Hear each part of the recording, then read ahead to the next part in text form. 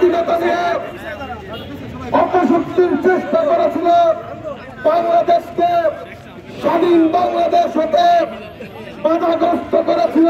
Hill দেশে তাদের master মাইন্ডে আজকে আবার বাংলাদেশে নতুন করে কিছু নব্য রাজাকারের জন্ম হয়েছে।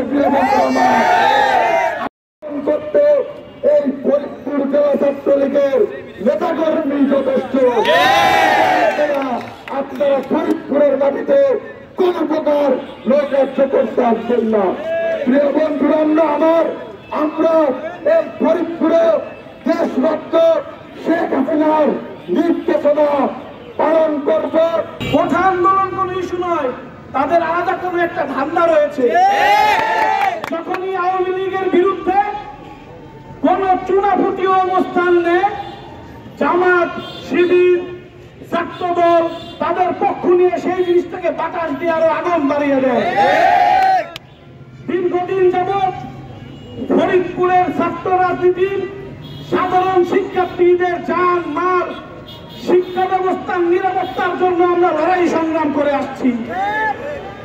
আজকে যখন কোন শিক্ষার্থীর ভর্তির জন্য টাকা দরকার হয়, তখন ছাত্রলীগ সেইটার ব্যবস্থা করে।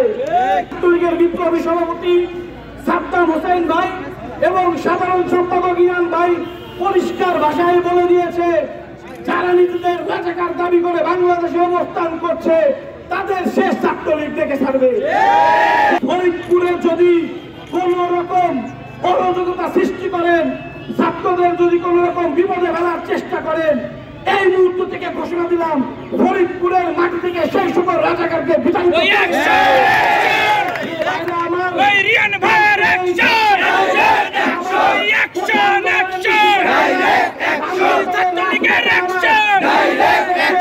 ফরিদপুর জেলা ছাত্রলীগ সকাল থেকে রাজপথে থাকবে।